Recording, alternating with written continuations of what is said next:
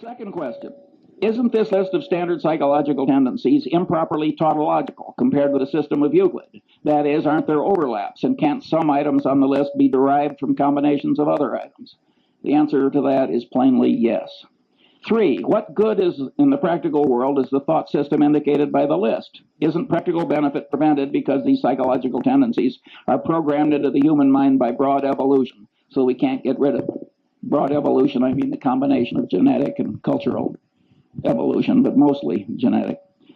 Well, the answer is the tendencies are partly good, and indeed probably much more good than bad, otherwise they wouldn't be there. By and large, these rules of thumb have worked pretty well for man given his limited mental capacity, and that's why they were programmed in by broad evolution. At any rate, they can't be simply washed out automatically, and they shouldn't be. Nonetheless, the psychological thought system described is very useful in spreading wisdom and good conduct when one understands it and uses it constructively. Here are some examples.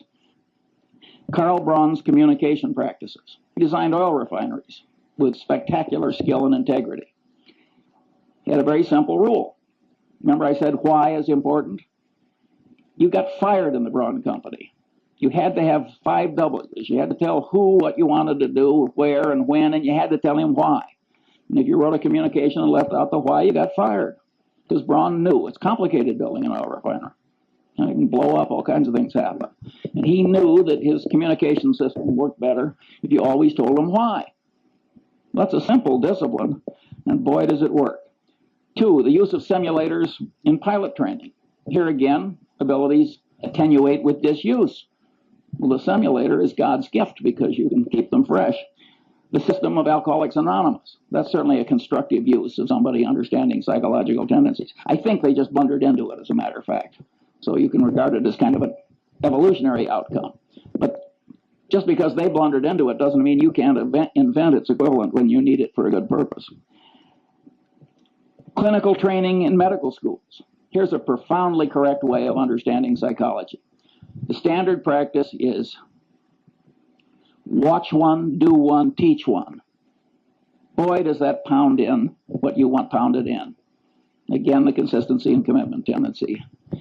And that is a profoundly correct way to teach clinical medicine. The rules of the U.S. Constitutional Convention. Totally secret, no vote until the final vote, then just one vote on the whole Constitution. Very clever psychological rules. And if they had a different procedure, everybody would have been pushed into a corner by his own pronouncements and his own oratory and his own, and no recorded votes until the last one. And they got it through by a whisker with those wise rules. We wouldn't have had the Constitution if our forefathers hadn't been so psychologically acute. And look at the crowd we got now. 6, the use of Granny's rule. I love this. One of the psychologists who works with the center gets paid a fortune running around America, and he teaches executives to manipulate themselves. Now, Granny's rule is you don't get the ice cream unless you eat your carrots. Well, Granny was a very wise woman. That is a very good system. And so this guy, very eminent psychologist, he runs around the country telling executives to organize their day. So they force themselves to do what's unpleasant and important by doing that first and then rewarding themselves with something they really like doing. He is profoundly correct. 7, the Harvard Business School's emphasis on decision trees. When I was young and foolish, I used to laugh at the Harvard Business School. I said, they're teaching 28-year-old people that high school algebra works in real life. We're talking about elementary probability. But later I wised up and I realized that it was very important that they do that, and better late than never. 8, the use of postmortems at Johnson & Johnson.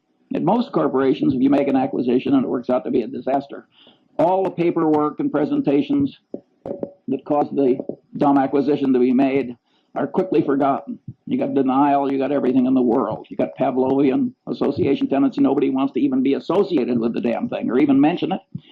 Johnson & Johnson, they make everybody revisit their old acquisitions and wade through the presentations. That is a very smart thing to do. And by the way, I do the same thing routinely. 9, the great example of Charles Darwin is he avoided confirmation bias. Darwin probably changed my life because I'm a biography nut. And when I found out the way he always paid extra attention to the disconfirming evidence and all these little psychological tricks, I also found out that he wasn't very smart by the standards, the ordinary standards of human acuity. Yet there he is, buried in Westminster Abbey. That's not where I'm going, I'll tell you. And I said, my God, here's a guy that, by all objective evidence, is not nearly as smart as I am, and he's in Westminster Abbey. He must have tricks I should learn. And I started wearing little hair shirts like Darwin to try and train myself out of these subconscious psychological tendencies that cause so many errors. It didn't work perfectly, as you can tell from listening to this talk, but it would have been even worse if I hadn't done what I did. And you can know these psychological tendencies and avoid being the patsy of all the people that are trying to manipulate you to your disadvantage, like Sam Walton. Sam Walton will let a purchasing agent take a handkerchief from a salesman. He knows how powerful the subconscious reciprocation tendency is. That is a profoundly correct way for Sam Walton to behave. Then there's the Warren Buffett rule for open outcry auctions. Don't go. We don't go to the closed bid auctions too because that's a counterproductive way to do things ordinarily for a different reason, which Zeckhauser would understand.